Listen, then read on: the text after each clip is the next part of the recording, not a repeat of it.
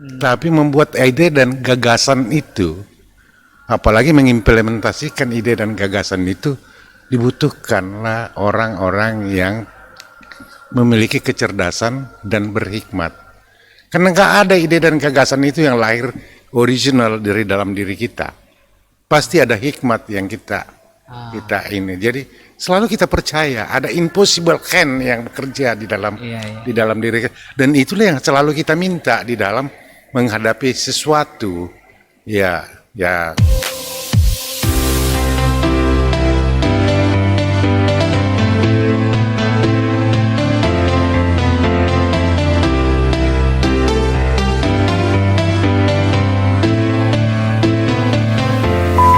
Ya, shalom, selamat sore, selamat petang. Pada saat ini sangat berbahagia sekali kita bisa berjumpa lagi dalam acara Jagung Bakar 31, di mana acara ini kami sebagai tuan rumah di Gereja Toraja Jemaat Wakaraeng kedatangan tamu yang sangat spesial, seorang senior di PPGT Klasis Makassar, mantan ketua PPGT Klasis Makassar, salah satu inisiator besar di Tanah Toraja,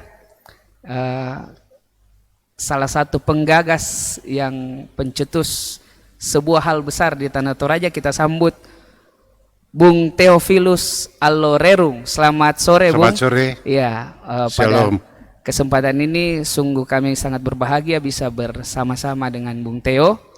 Ada satu hal yang sangat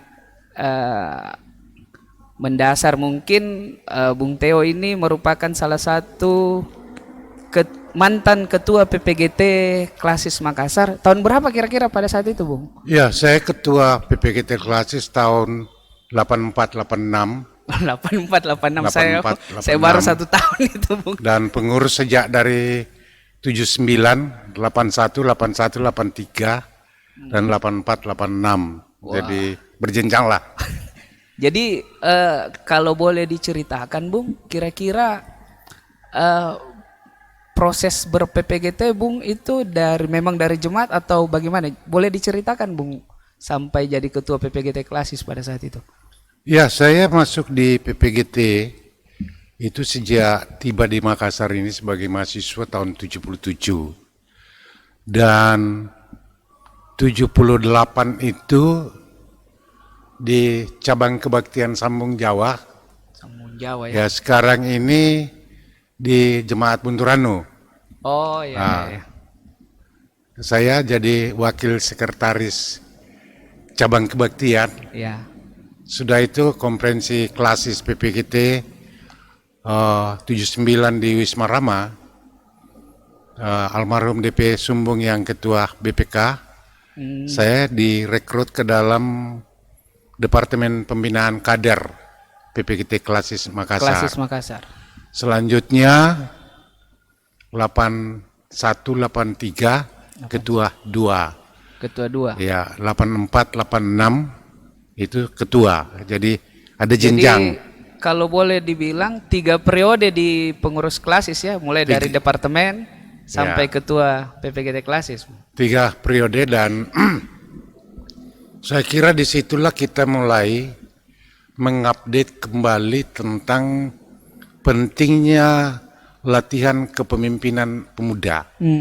Latihan kepemimpinan pemuda itu kita gagas mulai dari tingkat jemaat sampai dengan tingkat klasis. Nah, itu dari tahun ke tahun berlangsung, dan memang kita awali lebih dulu dengan konsolidasi besar di Klasis Makassar ini menggerakkan PPGT kembali di tahun 80 bersama dengan almarhum Profesor Yakob Samban. Oh iya. Ya, almarhum Pak Taparan Pak Bati ketua BPK, Pak Sumbung ketua BPK pada saat itu. Kita buat porseni besar di Porseni PPGT Klasis Makassar. Oh, itu yang di stadion, ya, kalau saya tidak salah, Pak? Iya, final sepak bolanya di Stadion Matuangin. Dan kita juga menggunakan Benteng Rotterdam sebagai pusat pertandingan kegiatan Oh iya ya. tenis meja di Istana Tenis Meja di Bongaya.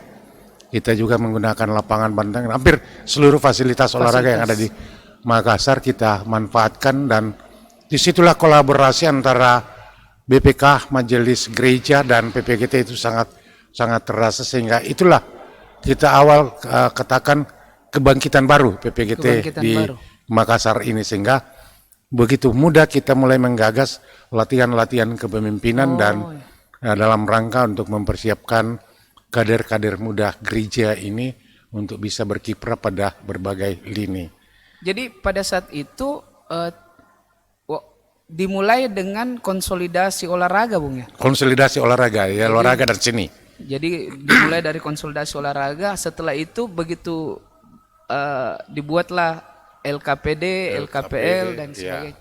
Oh berarti pada sebelumnya itu belum ada latihan kepemimpinan secara formal atau? Ada, tetapi lama terhenti Oh iya. dan belum terkonsepsi. Dan konsepsinya waktu itu kita memang gagas bersama dengan BPK waktu itu, juga melibatkan Bapak Pendeta DS Ambo Bunga, Bapak Pendeta Abu Bakar, jadi Bapak Pendeta Sumbung, Bapak almarhum Profesor Yakob Samban, itu kita gagas sebenarnya apa sih perlengkapan-perlengkapan yang harus disiapkan, dan kita mulai uji coba dari Wisma Kare. Oh jadi pada saat Bung Theo jadi pengurus PPGT Klasis pada saat itu, latihan kepemimpinan dasar itu sudah mulai terpola. Sudah terpola, dan karena kita mulai dari Wisma Kare, disitulah juga lahir gagasan-gagasan bersama tentang pentingnya Balak Tamalandrea sebagai pusat pembinaan dan pelayanan gereja Toraja. Karena masa numpang terus. Ini yang saya mau korek ini, Bung.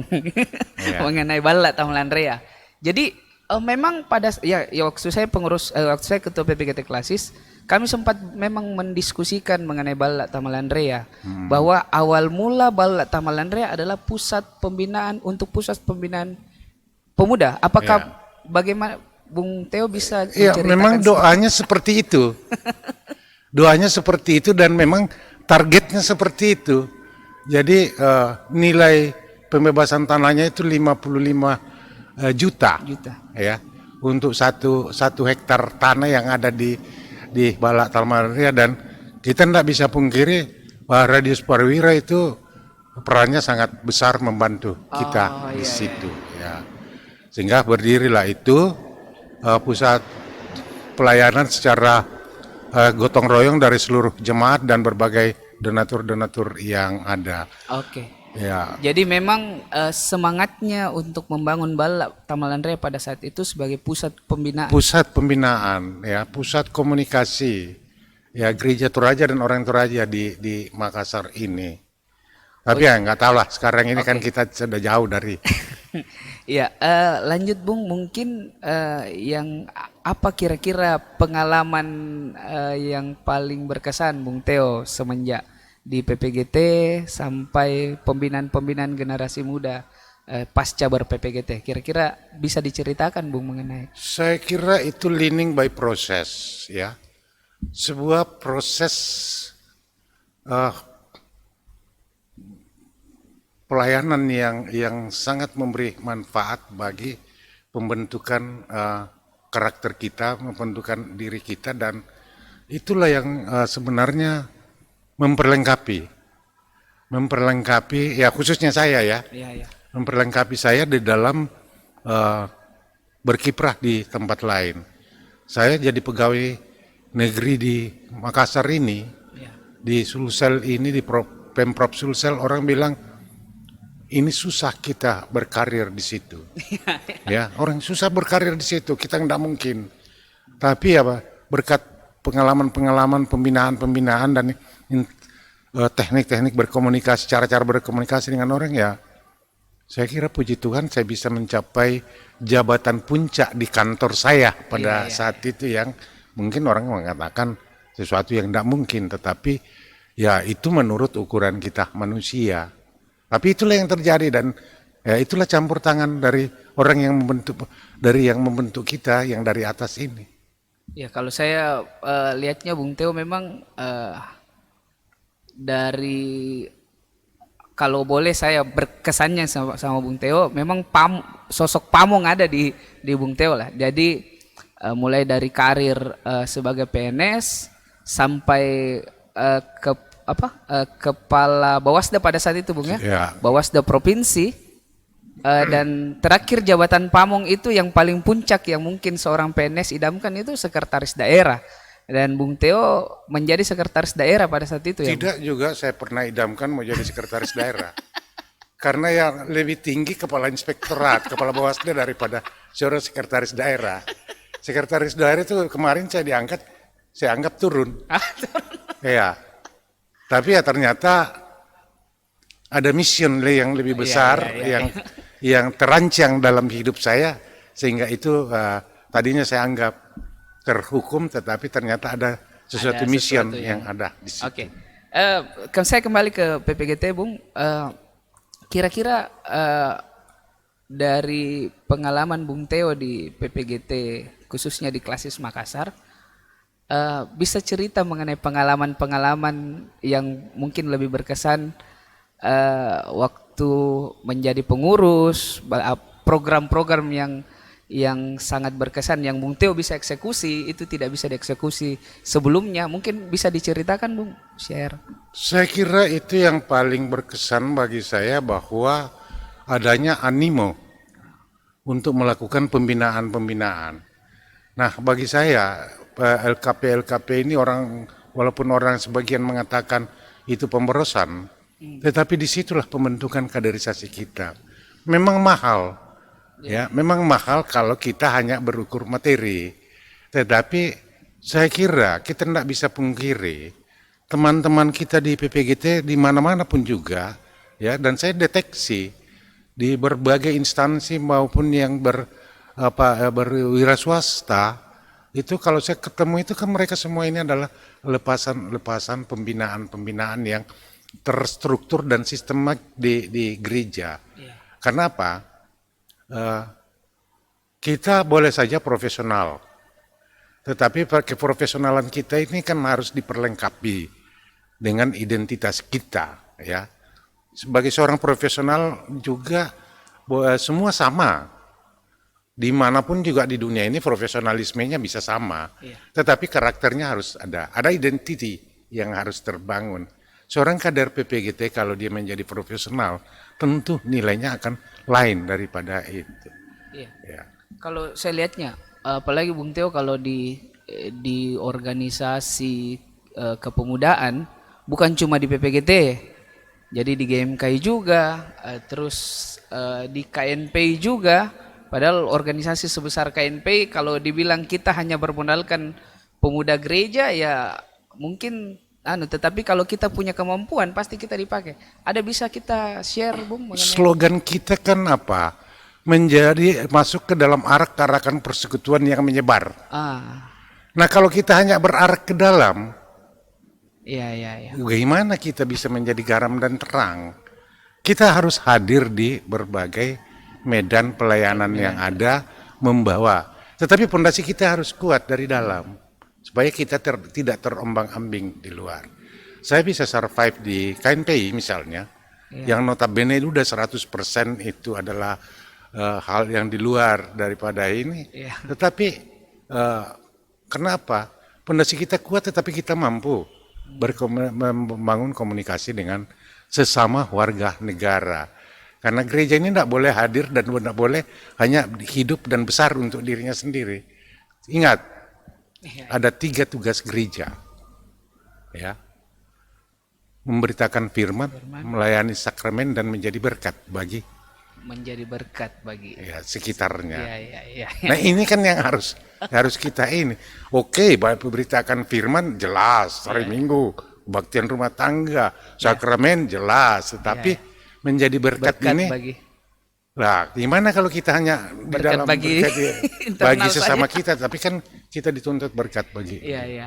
Iya, karena saya dengar waktu Bung Teo bagaimana sepak terjangnya juga Bung Teo ini di KNP cukup menjadi pengaruh yang sangat. Enggak juga lah, itu hanya kita memberikan kontribusi yang apa, membangun komunikasi sehingga apa pikiran-pikiran kita itu bisa diterima oleh orang. Intinya adalah kalau pikiran mau diterima orang lain, terimalah pikiran orang lain, tetapi identitasmu harus jelas.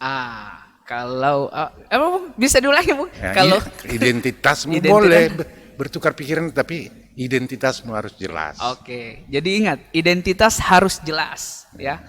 Jadi terus saya ingin selesai ber-PPGT pada saat itu Bung, ya Bung Teo kan banyak sudah masuk di pemerintahan dan yang saya ingatnya Bung Teo itu sudah lama sudah lama meninggalkan PPGT, tetapi intens menjadi pemateri di LKP. Saya masih ingat saya pun masih sempat dibekali sama Bung Teo di beberapa kali LKPD dan LKPL. Ya itu sampai saya pernah dapat juga Bung Teo sudah menjadi bupati masih turun untuk. Nah ini yang salah Bung, yang salah. Iya. Saya nggak pernah meninggalkan PPGT. Nggak Jadi pernah. ingat. Saya masih tetap merasa bagian. Karena apa? Saya punya konsen dan saya punya utang budi dan saya tahu kalau sesuatu yang baik masa kita tidak tularkan. Ya, sehingga dimanapun orang panggil saya kalau memang dibutuhkan saya hadir. Tapi ya walaupun mungkin ilmu kami sudah tidak up to date, tapi paling tidak spiritnya bisa kami berikan. Dan sampai hari ini kan saya masih pemateri di wilayah 3 Makale, itu membawakan materi tentang membangun jemaat yang bertumbuh. Jadi Bung Teo juga masih masuk di struktur wilayah 3 ya Bung ya? Enggak lah, Enggak. Saya hanya dipanggil diajak sebagai. ya. Sekarang terakhir juga masuk dalam tim revisi pola dasar pembinaan warga Gereja Toraja. Ini nanti mungkin ke depan karena memang agak ya sebelumnya saya juga pengurus pusat, agak mungkin akan disinkronkan juga nanti dengan kurikulum itu Bung, karena memang yang saya lihat selama ini bahwa kurikulum jalan sendiri, mungkin pola pembinaan warga gereja jalan sendiri. Jadi mungkin akan dipertemukan atau bagaimana kira-kira bagusnya Bung nanti? Ya, ada kan masalah di kita sekarang ini karena pola pembinaan, konsep pembinaan yang kita buat, kita lakukan itu terlalu kita mau semua. Ya. Padahal kan yang di dalam PPGT ini yang basic saja. Peletakan dasar sebagai kader gereja. Jangan terlalu terkooptasi dengan wah kenapa orang lain buat seperti ini kita tidak buat seperti ini. Itu adalah bagian daripada proses pembinaan yang lain, tetapi ada pembinaan dasar yang harus kita fokuskan. Contohnya saja, anggaran dasar tidak diperdalam, tata gereja tidak terkaji lagi dengan baik, ya. Kemudian panggilan gereja tidak lagi ini. Nah, kepemimpinan Kristen mendasar, ya? tidak lagi kita ini. Nah, ketika saya jadi pengurus wilayah tahun 1994-97,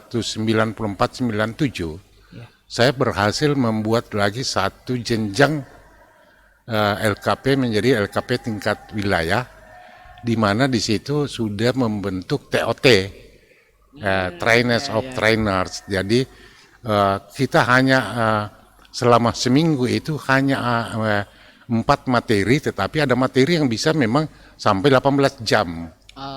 Jadi lebih diperdalam. Lebih diperdalam di situ karena ini yang kita harapkan bahwa ini kita akan melahirkan tenaga pembina. Ya. Oke, saya agak bergeser mungkin ke aplikasi Bung. Kira-kira menurut Bung sekarang kan di era yang canggih sekarang ini, apalagi dengan era multimedia dan sebagainya, kira-kira menurut Bung Teo PPGT, warga Gereja Toraja terutama PPGT kan sekarang pada bermunculan semua ibadah online dan sebagainya. Menurut Bung Teo, apakah peningkatan skill generasi muda sekarang sudah harus lebih diasah atau bagaimana? Ya, saya kira peningkatan skill itu memang sesuatu yang penting. Tetapi peningkatan skill itu juga, ya kan kita harus bicara soal kecerdasan. Ada beberapa kecerdasan yang harus kita bangun. Kecerdasan spiritual kita, emosional kita, dan kecerdasan intelektualitas kita. Intelektual kita itu adalah soal skill apa segala macam. Tetapi jangan lupa ini, kecerdasan ya, pembelajaran spiritualitas ya. Nah, oke. Saya kira 20 tahun yang lalu, 25 tahun yang lalu saya sudah bicara hati-hati. Suatu saat seperti saya contohkan di Panakukang, saya tinggal di samping gereja. Suatu saat saya tinggal hubungkan aja kabel, saya tidur-tidur di kamar mengikuti ibadah dari gereja. Dan saya kira ini terjadi sekarang. Ini terjadi sekarang ini. Tetapi ibadah-ibadah virtual yang kita lakukan sekarang ini, adakah supervisi, adakah pendampingan dari kita gereja? Nah, saya melihat pendeta-pendeta kita, majelis gereja kita malah jadikan libur hari Minggu juga. Nah, mestinya ada pendampingan yang kita lakukan terhadap warga jemaat dalam ibadah-ibadah virtual itu. Ya, saya katakan Bapak Pendeta cobalah bergilir setiap minggu itu keliling di rumah-rumah. Ya, untuk bagaimana kita mengikuti ibadah virtual ini. Yang paling bahaya sekarang ini adalah sekolah minggu kita. Sekolah minggu kita yang apakah memang mereka paham dengan ibadah virtual itu? Ya, ibadah virtual juga dengan urus sekolah minggu kita yang tidak ya banyak memindahkan pola offline ke online. Nah, ini kan yang menjadi masalah. Kalau online-nya harus ada polanya berbeda kan? Iya. Nah, jangan offline dibawa ke online. Nah, sehingga padahal ini sekolah minggu kita ini adalah peletakan dasar dari pembentukan karakter dan integritas. Apalagi paling saya gerah sekarang ini, kita kurang memberi perhatian kepada PAUD. Ini PAUD ini saya nggak tahu, orang takut lost generation soal narkoba. Justru di sinilah letaknya. PAUD ini kita pendidikan pembelajaran spiritualitas anak-anak dalam rangka pembentukan moral dan karakter ini yang paling utama. Apa yang mereka serap dalam 6 tahun pertama itu, dari 0 tahun sampai 6 tahun, itulah yang akan mereka bawa. Kalau 0 sampai 6 tahun Anda katakan di situ, beri doktrin di situ bahwa narkoba itu sesuatu yang dosa, maka dia juga tidak akan pernah sentuh. Seks bebas itu adalah dosa, tidak akan pernah dia sentuh. Nah, ini yang kita tidak konsen di situ. Kita menganggap sama dengan kita menganggap sekolah minggu. Ya, dulu kan buku pedoman sekolah minggu aja kita ributnya minta ampun. Padahal ini. Nah, sekarang ini kan yang kita harus bangun adalah partisipasi daripada warga gereja kita untuk bagaimana melihat pentingnya PAUD ini. Betul. Ya, mungkin sambil minum kopinya, Bung. Silakan. Oke, thank you. Saya juga mau minum kopi, Bung. Ya, berbicara situasi pandemi sekarang, Bung.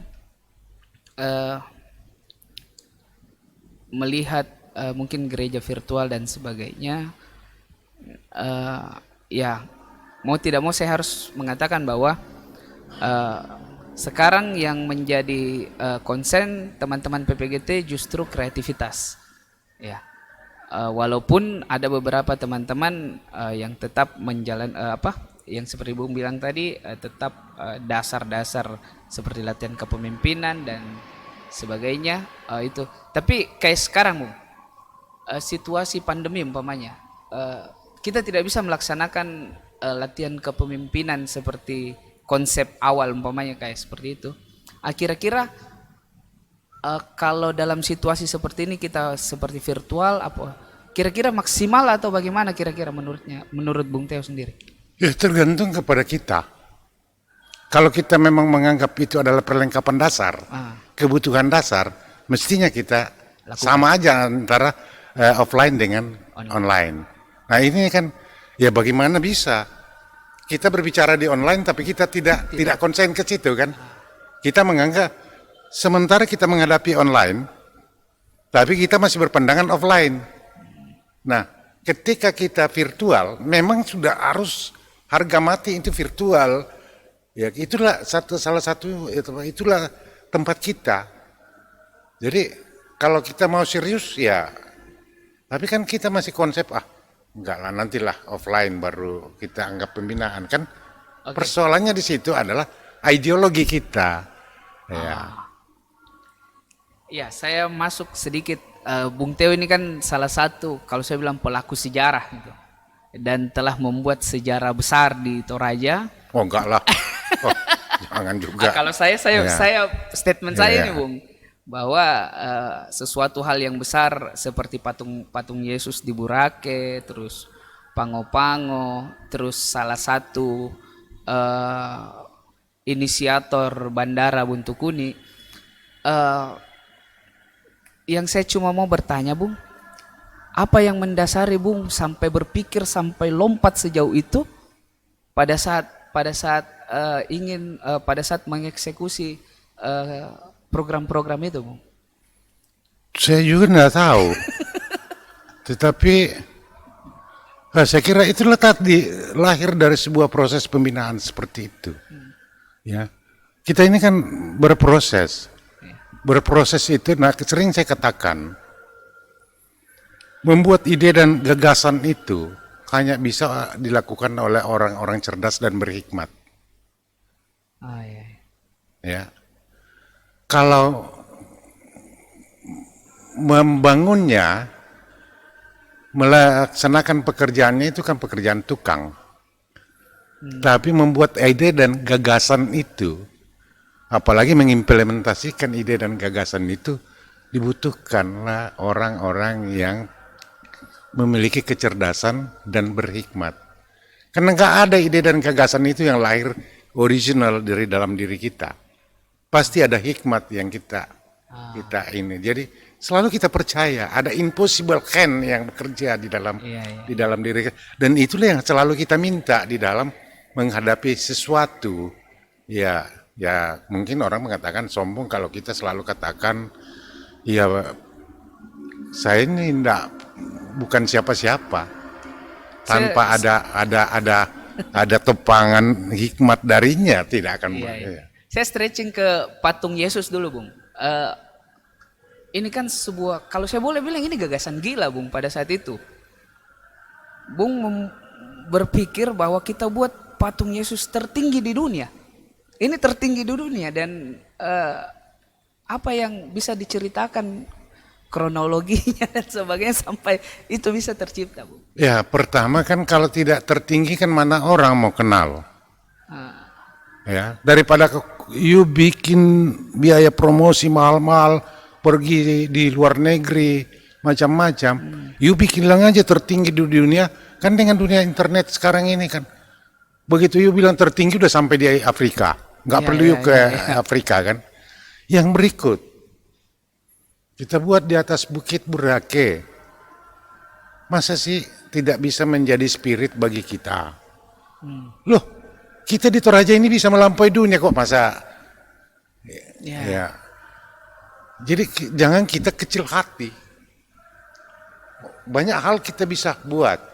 Bukit Batu pun kita bisa mendatangkan uang, apalagi yang tanah yang gembur, yang subur, masa tidak bisa mendatangkan uang? Ya, masa tidak bisa bermanfaat, masa tidak bisa menjadi saluran berkat bagi masyarakat yang ada di sekitar. Ya, sekalipun orang sekarang ini kan sementara saya dicaci maki, lah Pak Teo itu kan cuma beride tidak tahu menyelesaikan, tapi nggak tahu lah. Prasasti yang saya tanda tangani itu kan prasasti penyelesaian. Iya. Tapi masih diklaim juga ya, enggak apa-apa kan. Ya namanya persembahan kepada masyarakat itu tidak perlu harus kita gembor-gembor siapa yang ini kan waktu juga akan menyelesaikan semua itu. Iya. Bukit Batu Burake jadi destinasi wisata sekarang yang cukup terkenal. Pango-Pango yang dulu hutan yang justru sekarang cantik. Kira-kira dasar idenya waktu membangun Pangu-Pangu juga, Bung, kira-kira seperti apa? Iya, kita pilihannya adalah 80% wilayah Toraja itu berbukit. Dan saya lihat anak-anak muda kita ini kan sudah tidak mau di perbukitan. Iya, iya. Ya, lebih baik dia ojek di bawah daripada ngelola ke perbukitan. Hei, jangan. Di bukit itu justru ada emas. Iya. Ya kita buka lah itu, walaupun orang mengatakan ya itu monyet dibukakan jalan apa semua, tapi kan faktanya seperti itu. Jadi memang hal lain yang penting adalah bagaimana kita membuka cara berpikir kita yang katak dalam tempurung ini menjadi out the box. Ya, kita harus berani keluar dari ini. Ada kalau lihat itu ada yang sering kita mainkan dulu waktu PPGT itu dibuat garis lah nanti nyambung kalau kita keluar dari itu kan segitiga itu kan. Nah, itu kan dari filosofinya dari situ. Tidak berpatok pada box saja. Box saja, tetapi harus keluar dari box itu baru bisa selesai masalah itu.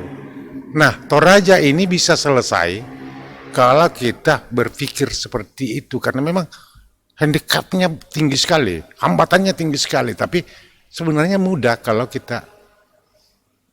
Yang saya agak tertarik, Bung, pada saat dulu waktu pemerintahan sebelumnya hanya berpikir destinasi yang ada, bagaimana mempercantik Londa, bagaimana mempercantik Lemo dan sebagainya yang sudah ada. Tetapi waktu Bung Theo dulu justru mengadakan yang belum ada. Saya kira pemerintahan sebelumnya juga tidak salah, karena memang situasinya pada saat itu masih sangat terbatas dan dunia pariwisata kita kan hanya lebih melihat kebanggaan Toraja itu karena budayanya.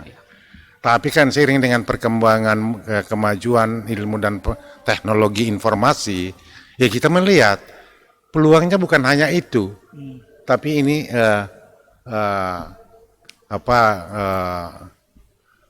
alam kita, potensi alam kita, geografis kita, dan berbagai macam potensi yang ada di dalamnya itu bisa menjadi nilai jual yang tinggi di dunia kepariwisataan. Karena dunia pariwisata ini adalah industri yang paling murah di dunia. Itu dia. Industri paling murah di dunia. Tidak perlu banyak ongkos. Kita cukup mempercantik diri saja. Ya. Katakanlah Boracay. Ya mungkin 5 tahun ongkosnya udah kembali semua itu.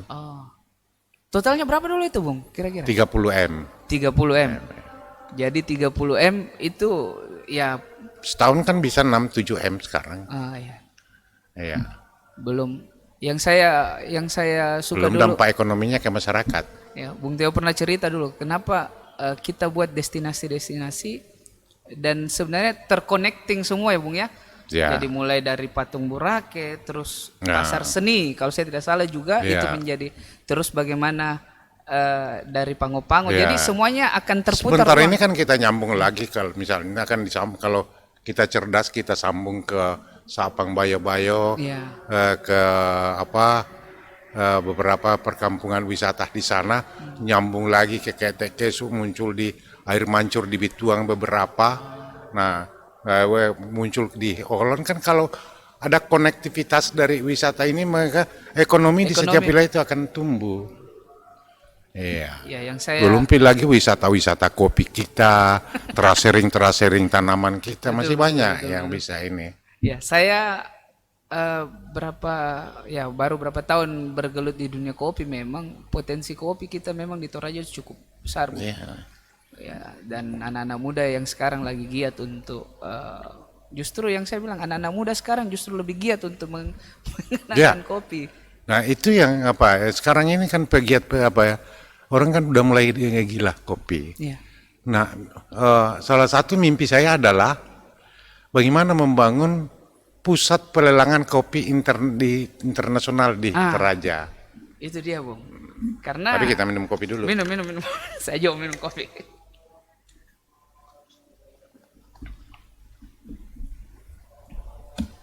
Karena seperti ini, saya baru-baru ikut seminar nasional kopi kita adakan secara virtual, diadakan oleh eh, Kementerian Desa PDT.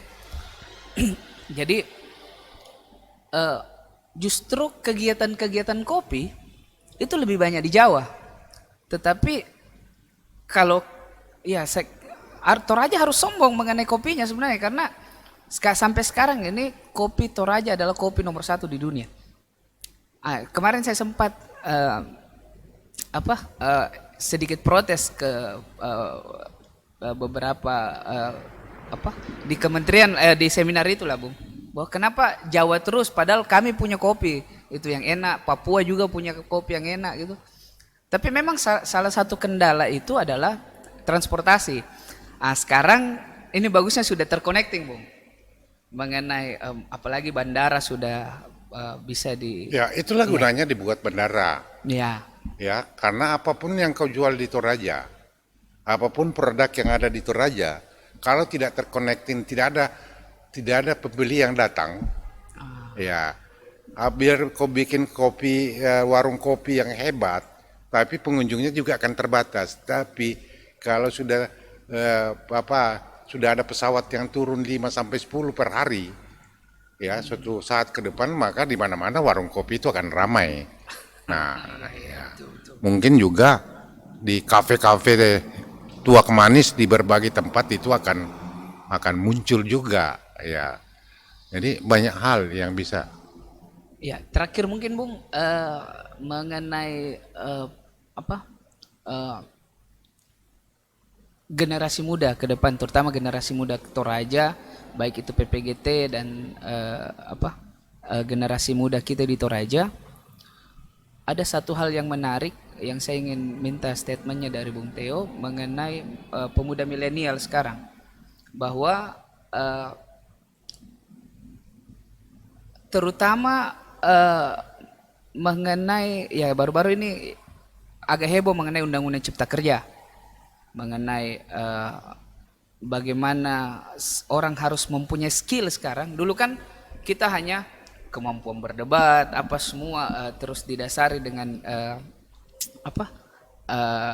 kemampuan organisasi, tetapi yang menjadi kebutuhan sekarang adalah skill, baik itu soft skill dan itu sebagainya. Itu menurut Bung kira-kira diperlengkapinya bagaimana supaya ini bisa menjadi kekuatan pemuda dalam menyongsong terutama era setelah pandemi ini? Ya, saya kira memang ini tuntutan, suka apa tidak suka, memang dibutuhkan pasar kerja itu menuntut skill. Iya. Karena apa? Kompetisi di lapangan kerja ini kan semakin sulit. Karena apa? Sudah akan lebih banyak komputerisasi, robotisasi, apa segala macam akan terjadi. Bahkan nanti sopir saja mungkin tidak dibutuhkan lagi. Ya, sehingga ini pilihan-pilihan. Keterampilan apa yang harus dilakukan. Nah, ini yang dibutuhkan kemampuan kita untuk melakukan identifikasi terhadap apa kebutuhan pasar sebenarnya ya 5-10 tahun ke depan. Ya, 5-10 tahun ke depan, sehingga kita dengan tepat bisa mempersiapkan proses-proses penyiapan dari generasi muda kita ini, kaum milenial kita ini, termasuk pendidikan vokasi yang ada. Ya, karena bagaimanapun juga orang membutuhkan privat. Privat juga, tapi tanpa hanya privat kan tidak ada lagi. Yang penting ada sertifikat, kasih masuk. Iya. Nah, ini ya seperti yang selalu saya katakan dulu, ya akan ada eranya bisamu apa. Ya. Isomu apa. Kalau tidak punya kemampuan apa-apa, dan disitulah kompetisi-kompetisi itu. Dan disinilah peran-peran kita semua, peran Pemda, peran gereja, harus melakukan persiapan-persiapan ke arah itu. Dan ini sudah harus dimulai. Karena kita sudah masuk ini. Suka apa tidak suka, pandemik ini sudah memaksa kita untuk melakukan hal-hal yang memang memerlukan skill-skill tertentu untuk bisa survive di dalam menghadapi situasi-situasi seperti ini. Contoh saya sekarang, barista yang punya skill untuk membuat kopi itu mereka punya standar gaji 4-5 juta. Nah itu. Yang punya sertifikat. sertifikat. Ya, kalau tidak punya sertifikat ya gimana? Nah, ini yang harus menjadi tanggung jawab kita bersama.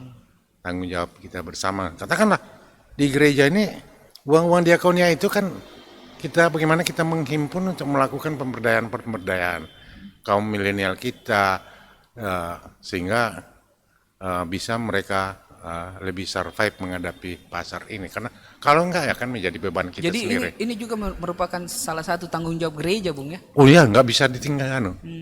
Bagaimana gereja menjadi berkat? Nah, gereja harus menjadi Jadi berkat. berkat. Nggak bisa dong. Iya.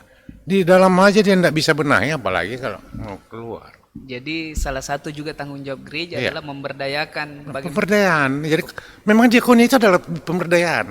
diakonia itu Iya. pemberdayaan. Nah itulah yang salah satu yang saya keliling jemaat sekarang itu. Ya, bahwa kita gereja itu jangan hanya berpikir ibadah sudah selesai, sakramen sudah selesai, tugas gereja sudah selesai, enggak. Ada tugas besar lagi. Apa implikasi dari ibadah yang kita lakukan itu, pemberitaan firman. Ada pemberitaan firman yang kelihatan dan tidak kelihatan. Oh, iya. Pemberitaan firman yang kelihatan dan tidak kelihatan. Ya. Ya, saya kira panjang lebar kita sudah diskusi pada saat ini, Bung. Terima kasih sudah.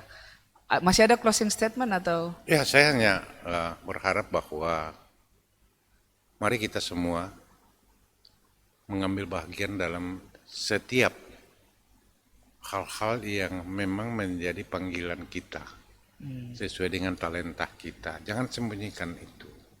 Manfaatkan semua talenta-talenta yang ada di situ. Yeah. Jangan nanti kok saya nggak diajak apa. Ya bawalah diri kita semua. Kalau kita dianugerahi potensi, kenapa tidak? Kita manfaatkan semaksimal mungkin itu. Karena kita ini punya waktu terbatas. Ada waktunya kita mau melayani sudah tidak bisa. Ya, ini hati-hati. Kalau mungkin melayani tapi tidak bisa lagi. Mungkin kita udah sakit, mungkin kita ini. Ya. mending maksimalkan ini. Maksimalkan sejak dari muda kita memang harus di situ. Oke, jadi sejak kalau Tuhan masih kasih kesehatan, Iya. maksimalkan kita untuk melayani. Oke, terima kasih Bung Theo sudah. Terima kasih, salam untuk Iya, adik-adik semua. Bersama-sama kita pada saat ini. Terima kasih rekan-rekan semua sudah berkesempatan dan menyaksikan acara kami pada saat ini. Salam dari Jagung Bakar 31. Tuhan Yesus kiranya memberkati kita semua. Shalom, selamat malam. Terima kasih. Oke, kasih Bung. Oke. Iya.